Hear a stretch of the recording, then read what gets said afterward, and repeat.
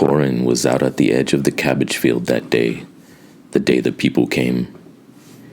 He was supposed to be fetching a couple of cabbages for Dr. Hester to use in the soup that night, but, as usual, he didn't see why he shouldn't have some fun while he was at it. So he climbed up the wind tower, which he wasn't supposed to do because, they said, he might fall or get his head sliced off by the big blades going round and round. The wind tower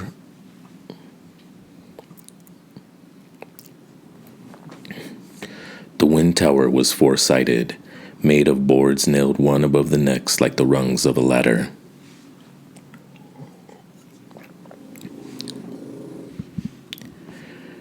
Torin climbed the backside of it, the side that faced the hills and not the village, so that the little group of workers hoeing the cabbage rows wouldn't see him.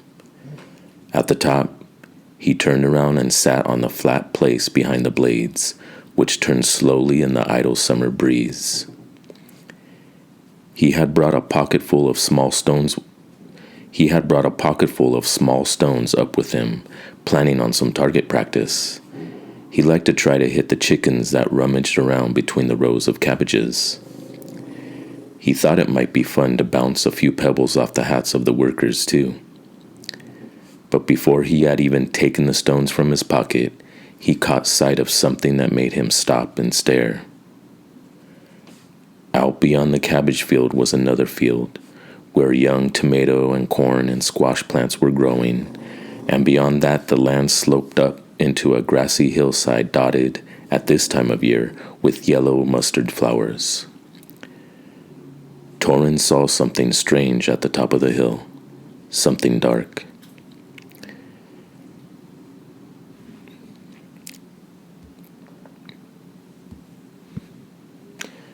There were bits of darkness at first. For a second he thought maybe it was a deer, or several deer. Black ones instead of the usual light brown, but the shape was wrong for deer. And the way these things moved was wrong too.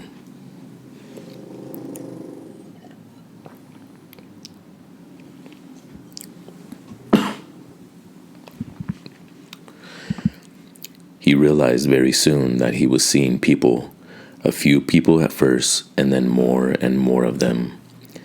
They came up from the other side of the hill and gathered at the top and stood there, a long line of them against the sky like a row of black teeth. There must have been 100, Torin thought, or more than 100. In all his life, Torin had never seen more than 3 or 4 people at a time arrive at the village from elsewhere.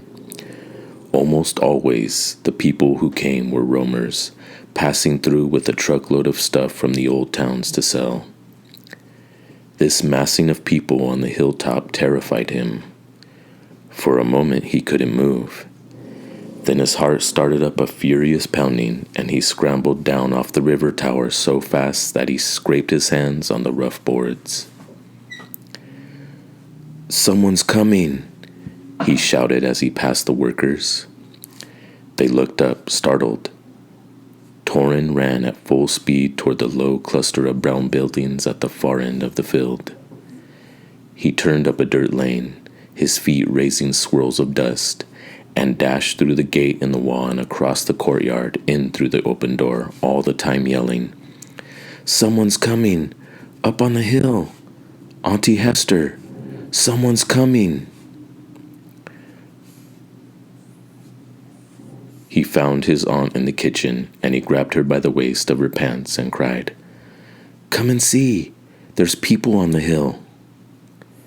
His voice was so shrill and urgent and loud that his aunt dropped the spoon into the pot of soup she'd been stirring and hurried after him. By the time they got outside, others from the village were leaving their houses too and looking toward the hillside. The people were coming down. Over the crest of the hill they came and kept coming, dozens of them, more and more, like a mudslide. The people of the village crowded into the streets. "Get Mary Waters," someone called. "Where's Ben and Wilmer? Find them. Tell them to get out here. Torin was less frightened now than he was. Torin was less frightened now that he was surrounded by the townspeople. "I saw them first," he said to Hattie Carranza, who happened to be hurrying along next to him. "I was the one who told the news." "Is that right?" said Hattie. "We won't let them do anything bad to us," said Torin. "If they do, we'll do something worse to them, won't we?" But she just glanced down at him with a vague frown and didn't answer. The three village leaders, Mary Waters, Ben Barlow, and Wilmer Dent, had joined the crowd by now and were leading the way across the cabbage field. Torin kept close behind them. The strangers were getting nearer, and he wanted to hear what they had to say. He could see that they were terrible-looking people. Their clothes were all wrong, coats and sweaters, though the weather was warm, and not nice coats and sweaters, but raggedy ones.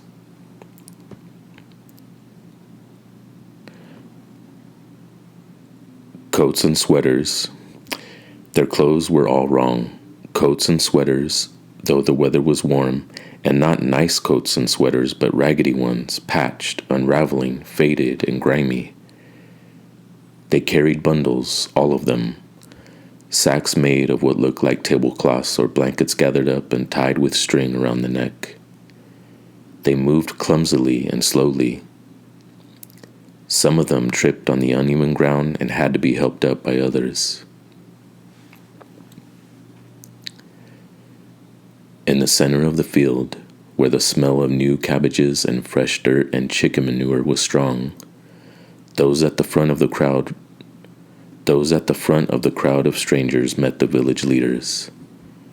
Mary Waters stepped to the front, and the villagers crowded up behind her. Torin, being small, wriggled between people until he had a good view. He stared at the ragged people. Where were their leaders? Facing Mary were a girl and a boy who looked only a little older than he. Facing Mary was a girl and a boy who looked only a little older than he was himself. Next to them was a bald man, and next to him a sharp-eyed woman holding a small child. Maybe she was the leader.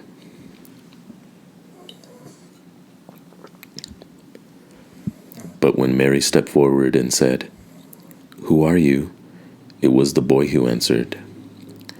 He spoke in a clear, loud voice that surprised Torin, who had expected a pitiful voice from someone so bedraggled.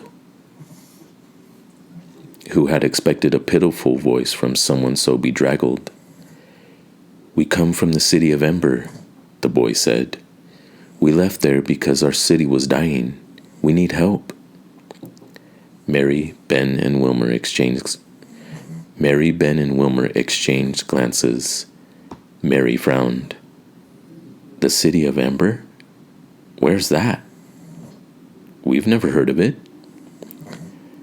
The boy gestured back the way they had come, to the east. "That way," he said. "It's under the ground." The frowns deepened. "Tell us the truth," said Ben. "Not childish nonsense." This time the girl spoke up. She had long, snarled hair with bits of grass caught in it. "It isn't a lie," she said. "Really. Our city was underground. We didn't know it until we came out." Ben snorted impatiently, folding his arms across his chest. "Who is in charge here?" He looked at the bald man. "Is it you?" The bald man shook his head and gestured toward the boy and the girl. "They're as in charge as anyone," he said. "The mayor of our city is no longer with us. These young people are speaking the truth. We have come out of a city built underground." The people around him all nodded and murmured, "Yes, and it's true." "My name is Dune Harrow," said the boy, "and this is Lena Mayfleet. We found the way out of Ember." thinks she's pretty great, thought Torin, hearing a note of pride in the boy's voice. He didn't look so great.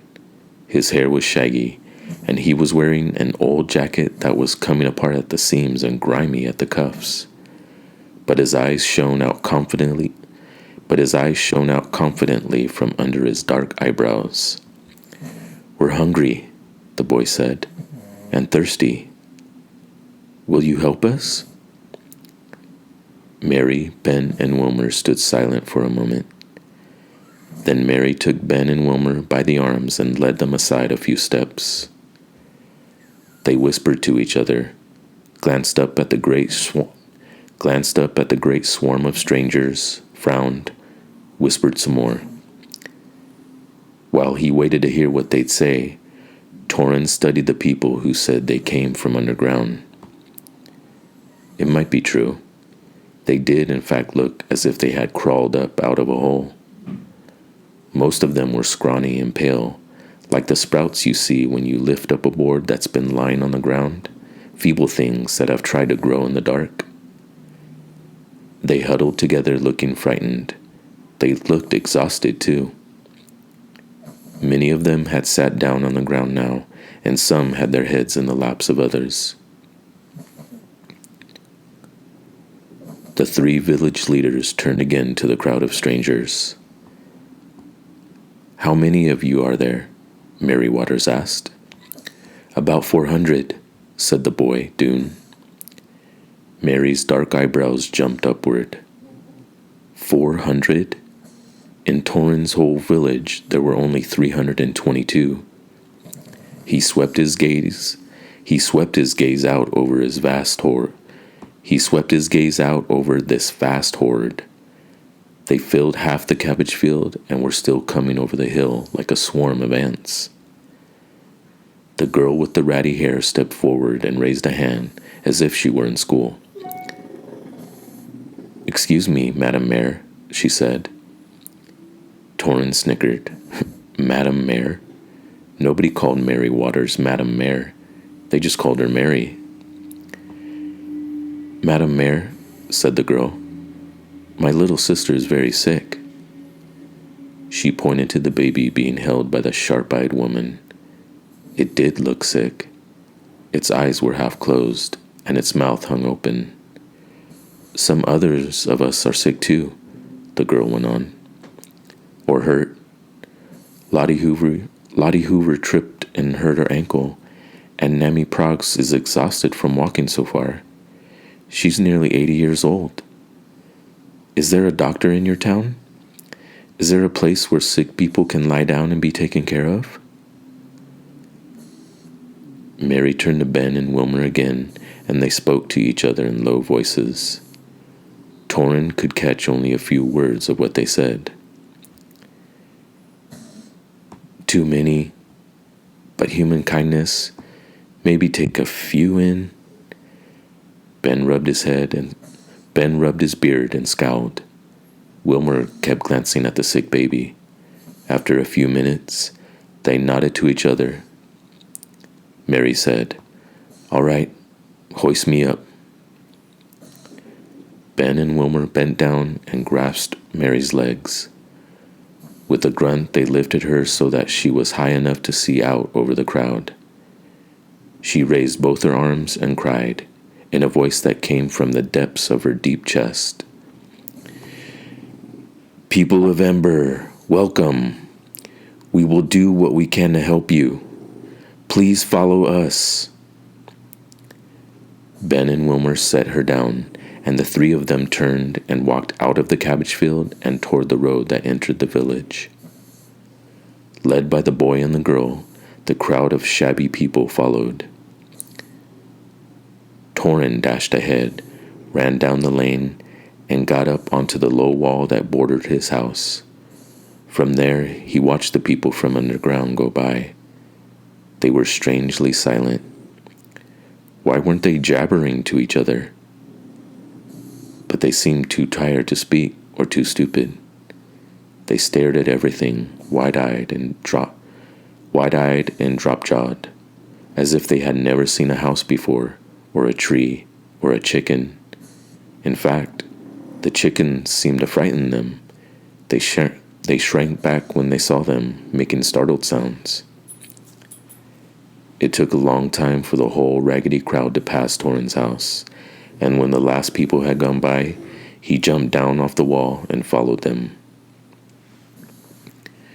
They were being led, he knew, to the town center down by the river, where there would be water for them to drink.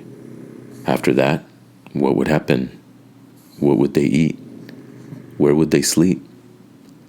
Not in my room, he thought.